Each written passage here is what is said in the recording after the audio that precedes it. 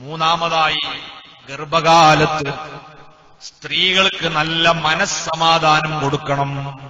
ഒരു തരത്തിലുള്ള പീഡനവും അവരെ ഏൽപ്പിക്കാൻ പാടില്ല.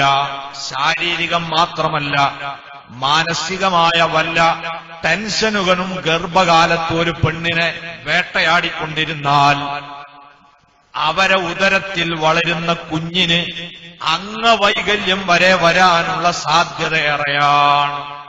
നമ്മൾ നന്നായി മനസ്സിലാക്കി. ചില ആളുകളൊക്കെ ഗൾഫിൽ പോയാൽ ഓർക്കൊരു വിനോദം പോലെയാണ് ഭാര്യമാരോട് ഇടക്കിടക്ക് ഇങ്ങനെ തെറ്റാന്ന് പറഞ്ഞത്. ഒരു സുഖമാണ്.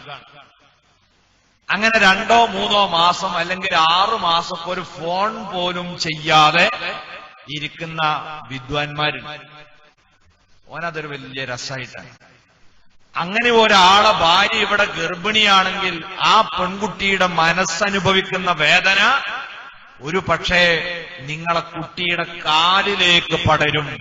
ആ കുട്ടിയെ അവൾ പ്രസവിക്കുമ്പോൾ വളഞ്ഞ കാലുള്ളവനാകും. ഈ വിനോദത്തിന് അല്ലാഹു തരുന്ന ശിക്ഷ ഇതായിരിക്കും. ഇതേപോലെ ഗർഭിണികൾ അവരന്ന് കല്യാണം കഴിക്കുന്നൊരു 50 പവൻ കൊടുക്കാന്ന് പറഞ്ഞ് തൽക്കാലം 40 ഒപ്പിച്ചു വിട്ടതാ.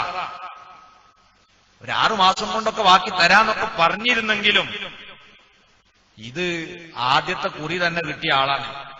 അപ്പൊ അത്ര പെട്ടെന്നാവും അവരും വിചാരിച്ചിട്ടില്ല. അപ്പോഴാണ് ഉമ്മാന്റെ ഭാഗത്തുനിന്ന് കമന്റ് വരുന്നത്, പിന്നെ തള്ളയും കുട്ടിയും വേറെ ഇരിഞ്ഞാൽ അന്ന് തരാന്ന് പറഞ്ഞാൽ പിന്നെ കിട്ടലുണ്ടാവൂല, അതുകൊണ്ട് ഇപ്പം ഇങ്ങോട്ട് വാങ്ങിക്കോ. അങ്ങനെ വീട്ടിലും നിൽക്കാൻ വയ്യ, ഭർത്താവിന്റെ വീട്ടിൽ നിൽക്കാൻ വയ്യ. ഇതിന്റെ പേരിൽ ഒരു ഗർഭിണിയുടെ മനസ്സു വേദനിച്ചാൽ നമ്മുടെ പണക്കൊതി കാരണം നിങ്ങളെ കുഞ്ഞിന് അപകടം സംഭവിച്ചേക്കാം, മന്ദബുദ്ധിയുള്ളവനായേക്കാം. അല്ലാഹു കാത്തുരക്ഷിക്കട്ടെ. ഇങ്ങനെയുള്ള മാനസികമോ ശാരീരികമായ പീഡനങ്ങൾ ഗർഭകാലത്ത് നടത്താൻ പാടില്ല. ഇതുപോലെ ഗർഭിണികൾക്ക് അമിതമായ മരുന്ന് ഉപയോഗിക്കുന്ന സാഹചര്യം സൃഷ്ടിക്കരുത്. പ്രത്യേകിച്ച് വേദന സംഹാരി പോലുള്ള മാരകമായ സൈഡ് എഫക്റ്റ് ഉള്ള മരുന്നുകൾ ഗർഭിണി കുടിച്ചാൽ അത് അവളെ ശരീരത്തിനു മാത്രമല്ല അവളെ കുഞ്ഞിനു കൂടി മാരകമായ ദോഷം വരുത്തും.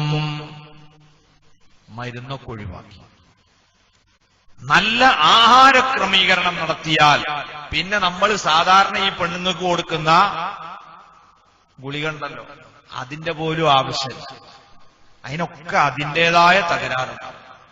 അതൊന്നും മരുന്നിലൂടെ നേടേണ്ടതല്ല. പോഷകങ്ങൾ അത് ആഹാരത്തിലൂടെ നേടണം. അങ്ങനെ വളരെയേറെ ശ്രദ്ധയോടെ ഈ ഗർഭം പൂർത്തി